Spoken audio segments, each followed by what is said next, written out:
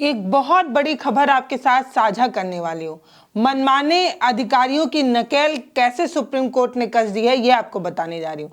शुरुआत से ही कह रही थी कि बुलडोजर एक्शन बहुत गलत है। शुरुआत से ही कह रही थी कि बुलडोजर के आधार पर जो न्याय देने की प्रक्रिया यूपी अपना रहा है वो बिल्कुल गलत अपना रहा है। अब सुप्रीम कोर्ट ने भी उसी तरफ इशारा करते हुए तमाम अधिकारियों को आईना दिखाते हुए उनकी गर्दन दबोच लिए। ये कहा है कि बिना नोटिस के घर कैसे गिरा दिया, और गिराया तो क्यों गिराया। संविधान की शपथ खाने वाले ये अधिकारी असंवैधानिक काम कैसे कर सकते हैं, वो भी वहां पर जहां पर संविधान का राज चलता हो। ये देश संविधान से चलता है, ये बात सबको पता है। लेकिन इसके बावजूद भी अधिकारियों ने जिस तरीके से मनमाना रवैया अपनाया, जिस तरीके से अधिकारी पद पाने के बाद अपने आप को देवता समझने लगे और सभी घरों को धड़ाधड़ गिराकर ये बताने लगे कि न्याय तो बुलडोजर एक्शन से ही होगा, उन तमाम अधिकारियों पर अब सुप्रीम कोर्ट नकेल कस रहा है। ये मनमाने अधिकारी जो अपना मनमाना रवैया अपना रहे थे, इन्हें कल तक ये लग रहा था कि इन्हीं के द्वारा बनाया गया नियम चलेगा। उन्हें अब समझ में आ रहा है कि ये देश सुप्रीम कोर्ट के निगरानी में जब जब आता है तब तब संविधान की रक्षा हो जाती है। और ऐसा ही कुछ उत्तर प्रदेश के महाराजगंज में देखने को मिला। महाराजगंज में अब तमाम बड़े अधिकारियों को नोटिस दे दी गई है, उनके खिलाफ केस दर्ज कर दिया गया है और यहाँ तक कि मुआवजा राशि भी देने की बात कही गई है। और ये कहा गया है कि जिन घरों को बिना नोटिस के गिराया, क्यों गिराया, और गिरा दिया तो अब जो है वो मुआवजा दो, और इसके साथ साथ केस भी जो है वो उन्हें झेलना पड़ रहा है। सुप्रीम कोर्ट बड़ा झटका जो है इन अधिकारियों को दे रही है और इन सभी अधिकारियों के खिलाफ सदर कोतवाली में जो है वो केस दर्ज हो गया है।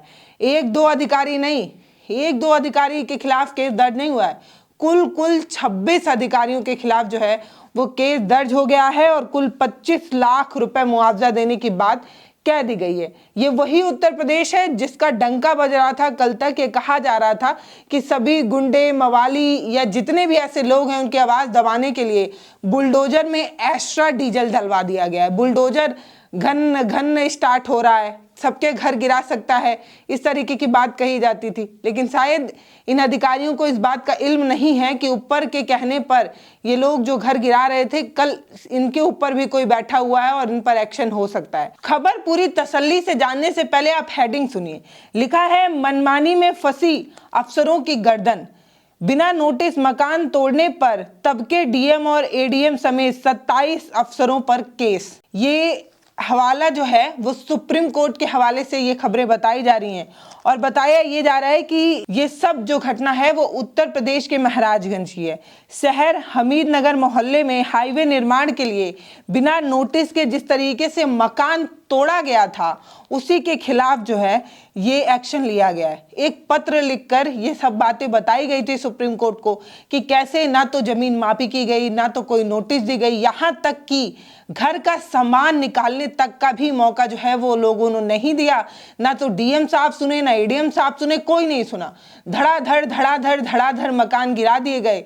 घर में मौजूदा जरूरत के सामान तक हम जो है वो नहीं निकाल पाए थे, जिसकी वजह से काफी दिक्कत हुई थी। एक पत्र लिखकर जब पीड़ित ने अपनी सारी समस्या सुप्रीम कोर्ट को बताई तो सुप्रीम कोर्ट ने स्वतः संज्ञान लेते हुए, उसी पत्र पर संज्ञान लेते हुए बड़ा एक्शन लिया है। सुनिए, डीएम अमरनाथ उपाध्याय के साथ साथ एडीएम कुंज बिहारी अग्रवाल और ऐसे ही तमाम 27 अफसरों के खिलाफ कोतवाली थाने में केस जो है वो दर्ज कर लिया गया है।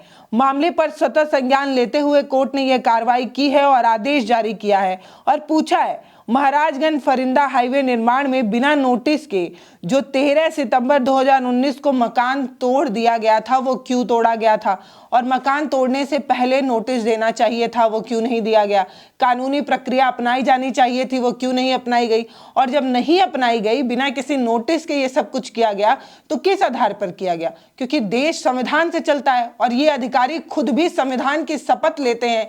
इन्हें प्रॉपर पता होता है कि नियम कानून किस तरीके से पालन करना है। अपने आका को खुश करने के लिए, आगे के भविष्य के लिए, आगे के बड़े पद को पाने के लिए जिस तरीके से नियम का मजाक बनाया जा रहा था, जिस तरीके से धड़ल्ले से नियम का अपमान किया जा रहा था, आज उसी नियमों के तहत इन अधिकारियों की नकेल जो है वो कस दी गई है। इन सभी पर जो है वो काले बार्डर मंडरा रहे हैं। कल इनके साथ कुछ भी हो सकता है। अब थाने में जब ये केस दर्ज हुआ है तो आगे देखना होगा कि क्या होगा। सुप्रीम कोर्ट जिम्मेदार अफसरों के खिलाफ केस दर्ज करने का आदेश जो है वो दे दिया है और केस जो है वो दर्ज हो चुका है। केस में भी गंभीर गंभीर बातें लिखी हुई हैं और कई जगहों पर इस बात का दावा भी किया जा रहा है कि केस में जो दर्ज धाराएं हैं उस आधार पर यह कहा जा रहा है कि ये अधिकारी अब जीवन भर या तो काल कोठरी की सजा काट सकते हैं या तो भारी सजा जो है इन्हें मिल सकती है। सोच कर देखिए कि ये जो हाईवे बनाने के लिए 2019 में जिन मकानों को तोड़ा गया, जिन दुकानों को तोड़ा गया, जिन सड़क चौड़ीकरण के नाम पर 123 मकानों और दुकानों को तोड़ा गया था, वो सड़क आज तक बन भी नहीं पाई है। 2019 में तोड़ा गया है, 2024 खत्म हो गया है, आज वीडियो शूट कर रही हूं 2025 चल रहा है, लेकिन अभी तक सड़क निर्माण नहीं हो पाया। लेकिन घर गिराने की इतनी तेजी थी, सड़क चौड़ीकरण के नाम पर जो घर गिराए गए उनको नोटिस देने तक की भी जो है वो जरूरत नहीं समझी गई, नोटिस देने जैसे कानूनी प्रक्रिया का पालन करने की भी जरूरत नहीं समझी गई। इतना तक तो ठीक था।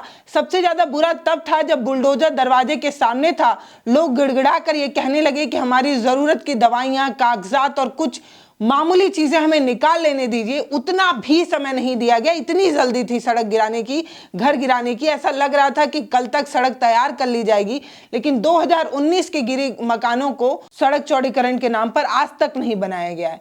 तो इतनी भी क्या जल्दी थी, इतनी भी क्या आपको चुल मची थी कि आपको सारे घरों और उन चीजों को गिराना है, कानूनी प्रक्रिया को नहीं अपनाना है। यही बात कही जा रही है कि 123 मकानों को तो तोड़ दिया गया 2019 में, लेकिन सड़क अभी तक क्यों नहीं बनवाया गया, ये बड़ा सवाल है। और नोटिस क्यों नहीं दिया गया, और ये जो सब कुछ है इसमें मैं खबर को जो है वो आगे आपको बताती हूँ। खबरों में आगे क्या लिखा हुआ है ये बताया गया है कि मनोज डिल्लेवाल है, उन्होंने जो है एक पत्र लिखकर सुप्रीम कोर्ट को ये बताया था, पत्र भेजकर अपनी पीड़ा बताई थी और ये बताया था ना तो जमीन का अधिग्रहण किया गया, ना ही बाबत नोटिस दिया गया, अचानक से मकान तोड़ दिया गया, सामान हटाने तक का भी मौका नहीं दिया गया, जिसकी वजह से हमें काफ़ी परेशानी हुई।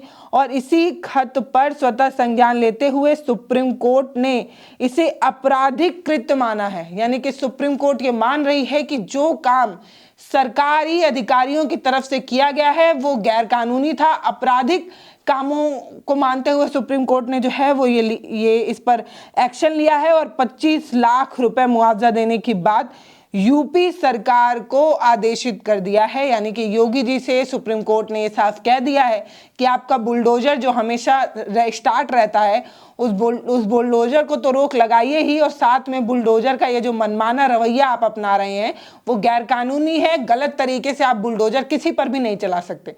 किसी का भी मकान अगर सही बना हुआ है, गैर कानूनी जमीन पर नहीं बना हुआ है, तो उस मकान को गिराने की का अधिकार आपके पास नहीं है। और अगर किसी कारणवश सड़क चौड़ी करनी है या विकास के नाम पर आप किसी का मकान, जमीन, खेत ले रहे हैं तो उसका एक पैटर्न होता है, एक तरीका होता है, मुआवजा देना होता है, और राजी करने के बाद ही आप मकान गिरा सकते हैं या हटा सकते हैं। इस तरीके की चीजें आप नहीं कर सकते।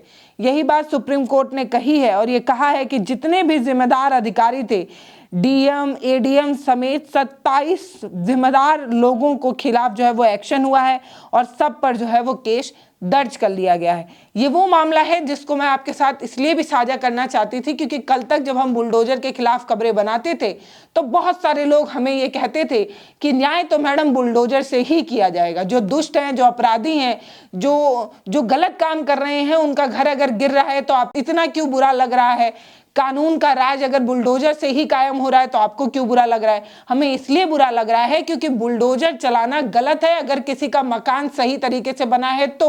और यही बात सुप्रीम कोर्ट ने भी कही थी कि किसी परिवार का एक लड़का अगर मवाली निकल जाता है तो पूरे परिवार को कष्ट कैसे दिया जा सकता है? उस परिवार में बच्चे हैं, बुजुर्ग हैं, अगर मकान गिरता है तो समस्याएं वो जो छोटे बच्चे हैं, जो बुजुर्ग हैं, उन पर भी जो है वो पड़ता है। उन्होंने तो कोई गलती नहीं की, लेकिन मकान अगर उनका गिर जाता है तो उन्हें भी परेशानी उठानी पड़ सकती है। ये बात सुप्रीम कोर्ट ने कही थी, लेकिन इसके बावजूद भी लगातार बुलडोजर चलता रहा। और आज जो बुलडोजर चलाने वाले डीएम, एडीएम और बड़े अधिकारी हैं, उन सब को समझ आ गया होगा कि देश में कानून जो है वो कानून से ही चलेगा, संविधान से ही चलेगा, और एक दिन काले अंधेरे के बाद सवेरा आता है। तो कल तक बुलडोजर के नाम पर एक्शन करने वाली सरकार को भी अब समझ आने लगा है कि देश सुप्रीम कोर्ट जो है वो सब देख रहा है, और सुप्रीम कोर्ट का चाबुक जब चलता है तो वो बड़े बड़े अधिकारियों पर भी चलता है। बड़े बड़े अधिकारियों को भी ये समझ में आ गया होगा कि सरकार की चाटुकारिता करने से देश नहीं चलेगा, और चाटुकारिता करने वाले तमाम अधिकारियों और कर्मचारियों ने संविधान की शपथ खाई थी लेकिन असंवैधानिक काम कर रहे थे। कोर्ट के आदेश के बाद जिन प्रमुख अधिकारियों के खिलाफ केस दर्ज हुआ है उनका नाम भी सुनते चलिए।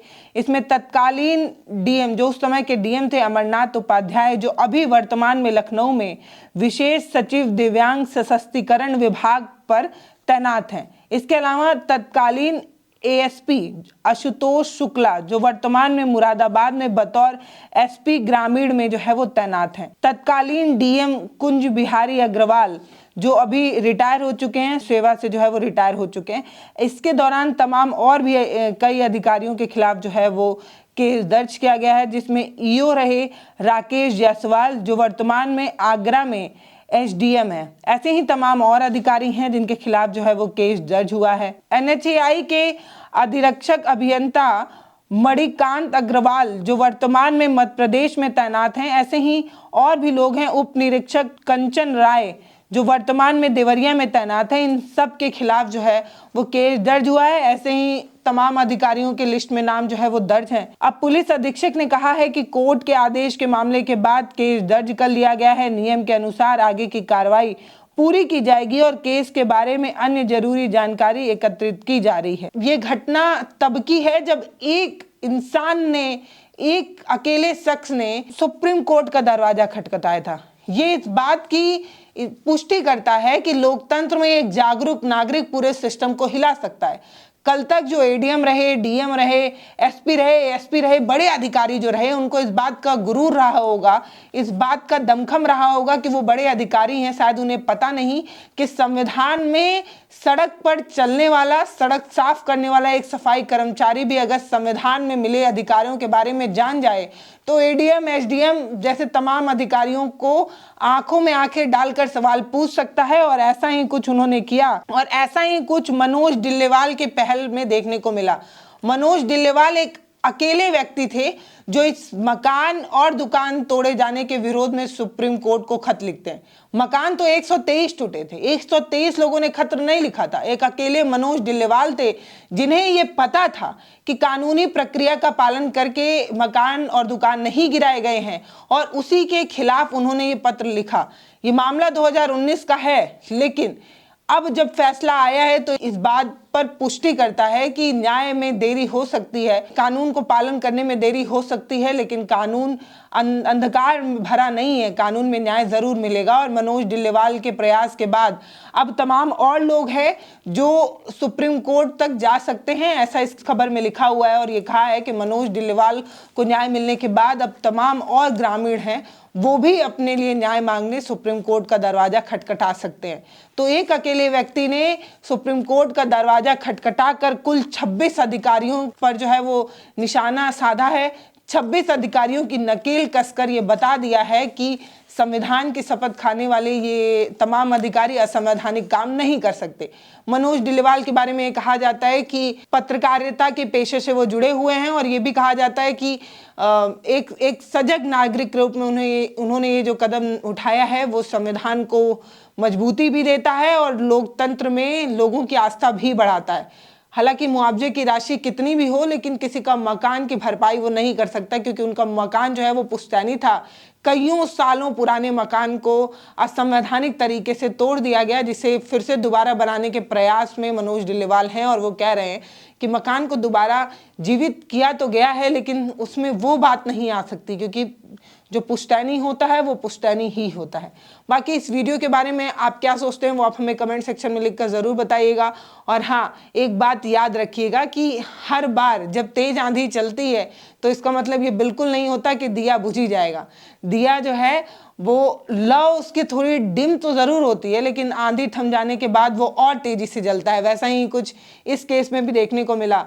कल तक बुलडोजर एक्शन के नाम पर पूरे उत्तर प्रदेश में जिस तरीके से कानून का राज लाने की बात कही जा रही थी, आज उन्हीं अधिकारियों को सुप्रीम कोर्ट आईना दिखाकर ये कह रहा है कि देश संविधान से चलेगा, नियमों से चलेगा, मनमानी से नहीं चल सकता। बाकी आप क्या सोचते हैं वो आप हमें कमेंट सेक्शन में लिखकर जरूर बताइएगा। नमस्ते, मैं पल्लवी हूँ, आप भारत एक नई सोच देख रहे हैं। बहुत बहुत धन्यवाद। चैनल को सब्सक्राइब जरूर करिए, वीडियोस को शेयर कर हमारा मनोबल बढ़ाइए। धन्यवाद।